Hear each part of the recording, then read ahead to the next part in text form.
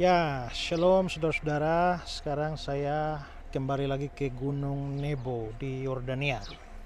Saya lupa ini keberapa kali saya datang ke gunung ini, tapi ini adalah gunung yang sangat terkenal dan disebutkan di dalam Alkitab secara khusus karena ini adalah gunung yang didaki oleh Musa dan dia nanti melihat tanah perjanjian.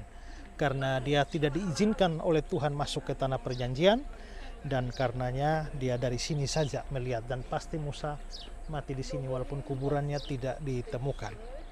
Nah, kalau saudara lihat di sana di bagian bawah sana itu ya, itu sebenarnya adalah wilayah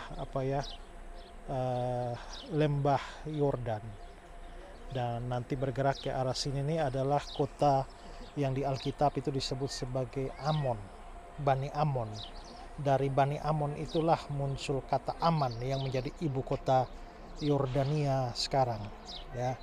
Sementara nanti di sana kita bisa lihat itu yang menjadi wilayah Moab dan juga Edom. Nah, ini saya sudah ada di atas Gunung Nebo ini, dan kalau saudara melihat ini ya, ini sebenarnya adalah sebuah tugu, karena tugu ini adalah tugu peringatan. Gunung Nebo ini sekarang diurus oleh Ordo Fransiskan dari Gereja Katolik, dan pada tahun 1933 mereka merenovasi tempat ini. Nah, renovasi ini itu membutuhkan dana yang sangat besar, maka mereka mengumpulkan dana dan para donatur untuk membiayai renovasi tempat ini. Kalau saudara lihat ini nanti di lantainya ini ada nama-nama orang. Ya, coba kita lihat ya. Ya. Siapa nih ya? Leonti Arkipov, Vitali Maximov, Abasia, ya Piensa, dan banyak nama ini ya. Nah, nama-nama ini adalah nama para donatur ya yang membiayai renovasi tempat ini. Nah, pada tahun 2000 itu Paus itu berkunjung ke tempat ini,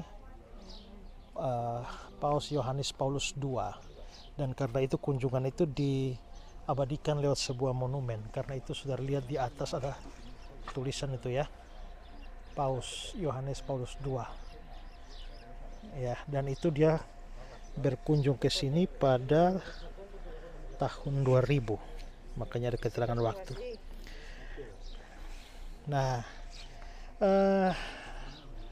Gunung Nebo ini itu terletak di sekitar 30 km sebelah barat daya dari ibu kota Yordania, yaitu Aman. Nah, Aman ini yang dari Amon di dalam Alkitab Perjanjian Lama itu, dan gunung ini tidak terlalu tinggi ya, kira-kira 817 meter di atas permukaan laut, dan pemandangannya sangat-sangat bagus. Nah, saudara, seperti saya bilang tadi ya, menurut cerita Alkitab, Musa mati di sini setelah dia melihat tanah perjanjian, dan kuburannya tidak diketahui ya. Nah, memang sekarang ini di tempat ini dibuatlah suatu monumen yang namanya Memorial of Moses. Nah, kalau saudara lihat tugu ini, Memorial of Moses, ini bukan kuburan Musa, ini hanya sekedar peringatan saja bahwa memang Musa mati di tempat ini ya. Nah, lalu di sini juga itu ada apa yang disebut sebagai gereja Musa ya. Gereja ini sabar ya, tadi yang Memorial of Moses tadi itu ya, sebenarnya adalah replika dari mosaik yang ada pada abad yang ke-4 ya. Nah, di sini itu juga ada museum. Ada museum selama ekskavasi gereja Bizantium itu mereka menemukan begitu banyak artefak di sini. Artefak di sini sehingga artefak-artefak itu dimasukkan ke dalam museum. Kalau sudah lihat tuh gedung yang depannya adalah gedung museumnya. Sedangkan ini adalah gereja dari zaman Bizantium yang namanya Gereja Musa. Nah, kalau saudara melihat lantai-lantainya di bawah ini ya, ini lantai-lantai asli pada zaman dulu ya. Oke.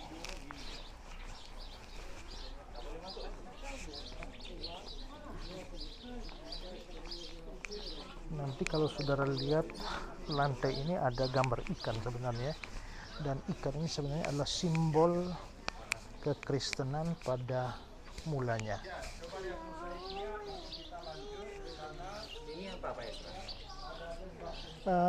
Ini adalah lantai-lantai gereja Bizantium zaman dulu, dan ini masih asli ini. Potongan Ya, sisa-sisa lantainya, dasarnya. Tahun berapa? Sekitar abad yang keempat, Ibu. Dan kalau kita lihat itu nanti ada bagian yang gambar ikan sebenarnya ya. Mana ya? Ikan yang adalah iktus. Ya, itu ya di tengah-tengah itu ya. Ya. Nah, itu ada gambar ikan. Oh, itu ikan. Ya. Nah, daerah Madaba, Bapak Ibu, di Jordan terkenal dengan art of mosaic ya. Tadi bilang lambang kekristenan ya. Jadi ya, dari zamannya Konstantin itu ya, saat orang mulai ya, karena sebelum tahun 324 belum bisa membangun gereja-gereja ya di kerajaan atau dan saat mereka membangun gereja, karena Bizantium itu sudah ada warisan itu mosaik dari kerajaan Romawi ya, tapi berbarui ya Bapak Ibu ya, dan menggunakan gambar-gambar itu mulai dari zaman kerajaan Bizantium gitu ya. Dan ada misalkan kita lihat beberapa hewan, kita lihat beberapa misalkan ikan ini ya, ini simbol ya Bapak Ibu, simbol. Misalkan ikan ini simbolnya Yesus ya, dalam mosaik ya. Kalau lihat mosaik itu maksudnya sana. Ini misalkan merupakan apa? Misalkan mosaik ini contoh saja perubahan cara hidup manusia. Dulu memancing hewan untuk makan ya, itu 10.000 tahun sebelum Masehi ya. Terus 10.000 tahun sebelum Masehi itu mulai zaman Natufi. Zaman Natufi itu di ahli arkeologi itu saat manusia mulai tanami tanah gitu ya. Lalu coba lihat ini. ya, saudara, ini adalah gereja Musa, dan nanti di bagian bawah inilah kita lihat sebuah pemandangan yang sangat-sangat indah. Itulah semua lembah Yordan. Kalau saudara dengar atau baca cerita di Alkitab, di mana Abraham sama Lot itu gembala-gembalanya bertikai, lalu Abraham suruh Lot memilih kan, silakan pilih ya. Lalu diceritakan bahwa Lot itu memilih seluruh lembah Yordan. Nah, ini lembah Yordannya ini yang waktu itu terkenal sangat-sangat subur. Karena itulah maka saya katakan sebelumnya, Sodom dan Gomora yang dibinasakan tempat Lot itu ya di wilayah Yordania ini ya. Nah, ini lembah Yordan. Sepanjang ini ya, sangat-sangat indah. Nah, saudara, ini kita sedang menuju ke seberang satu sisi dari gunung ini, Gunung Nebo ini, di mana Musa dipercaya melihat tanah perjanjian, tanah Kanaan itu dari sini. Karena memang kalau dilihat dari sini maka tanah Israel, negara Israel, dan juga kota Yerusalem itu bisa terlihat dari sini. Kita coba melihat ya bagaimana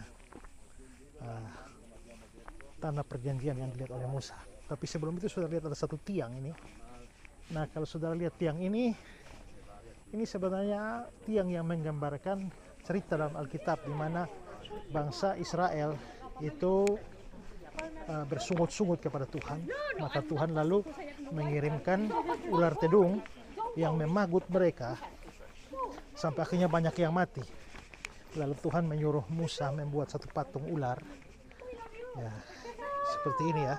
Sehingga siapa yang dipagut ular tapi mau melihat kepada patung ular ini, maka dia akan sembuh. Dan nanti Yesus mengatakan di dalam Yohanes pasal 3 14-15 ya, seperti Musa meninggikan ular di padang gurun, demikianlah anak manusia akan ditinggikan, supaya setiap orang yang percaya kepadanya tidak binasa, melainkan beroleh hidup yang kekal. Nah, cerita itu, cerita tentang orang Israel dipagut ular itu bukan terjadi di sini. Ini hanya sesuatu yang ditambahkan saja. Ya. Oke, coba kita akan melihat bagaimana wilayah tanah Kanaan nampak dari wilayah ini ya.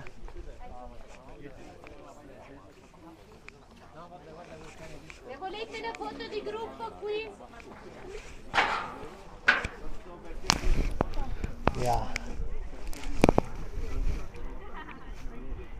ini saudara lihat dari sini kan terlihat wilayah yang jauh di sana. Nah, itulah tanah Kanaan, tanah perjanjian. Jadi ya kasihan Musa ya, dia memimpin bangsa Israel dengan begitu banyak perjuangan dan penderitaan, tapi karena kesalahan dia sehingga Tuhan tidak mengizinkan dia masuk dan hanya bisa melihat saja. Jadi kelihatannya dari posisi inilah Musa melihat wilayah Kanaan, tanah perjanjian.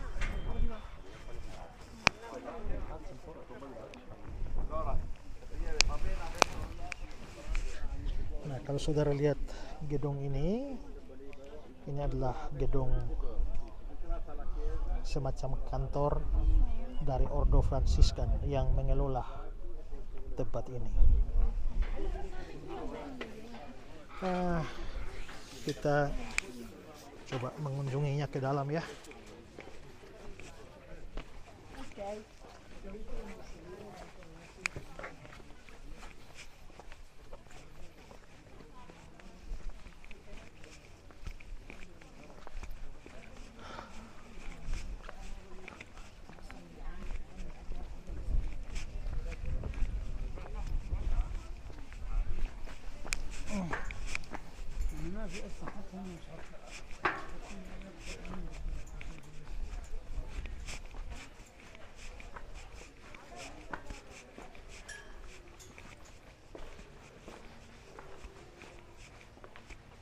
Ya, ini saudara-saudara adalah beberapa peninggalan gereja pada zaman dulu dengan tiang-tiangnya ya, dan juga ini lantai dasarnya ya.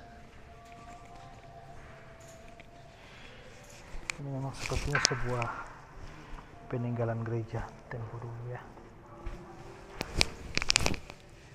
Ya, dan beberapa bagian di sini ya memberikan gambaran tentang gereja tersebut.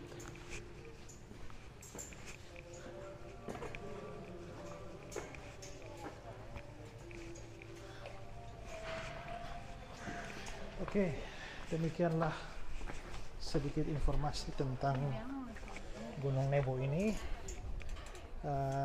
Kalau saudara mau dapat penjelasan yang lebih detail, saya sudah pernah jelaskan juga di video YouTube yang lain. Saudara tinggal cari saja di YouTube saya dengan judul Gunung Nebo. Ada 2 part video tentang hal itu. Ya, dan dengan memberikan penjelasan ini semoga keterangan yang saya berikan bisa jauh lebih detail dan lebih lengkap. Oke, kita coba mendengar penjelasan dari Uday yang adalah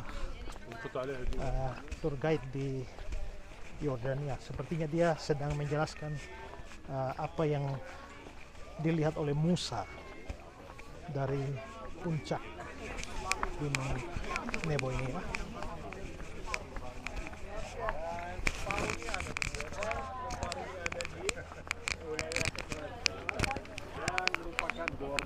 Sama juga ini Sungai Jordan. Sungai Jordan bisa kelihatan dari sini. Karena Sungai Jordan berkurang terus, Bapak Ibu ya. Karena apa?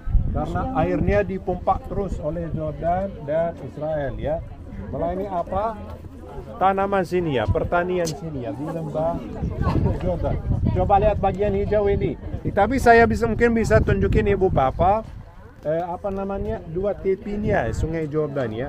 Coba lihat sana ada bisa kelihatan nggak baris kayak berwarna kayak baris itu ya, berwarna hijau dua ya.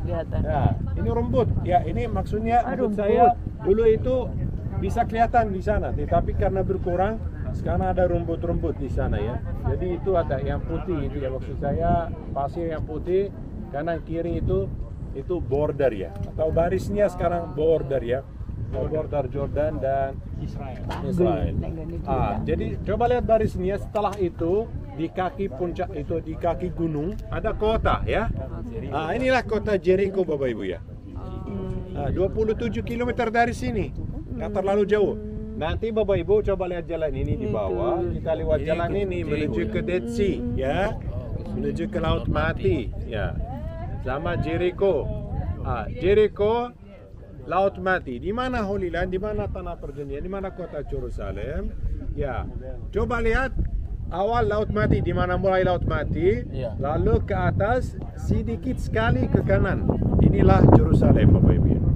Jadi Laut Mati ke atas sedikit sekali ya ke sebelah kanan, itulah kota Yerusalem, dan di sebelah kirinya Yerusalem itu kota Bethlehem ya, kota Bethlehem, kota lahirnya ya, terus kota Hebron. Jadi Jericho di kaki gunung daerah orang Palestina, di sana nanti dijelasin gimana ya, apa namanya, Ramallah ya.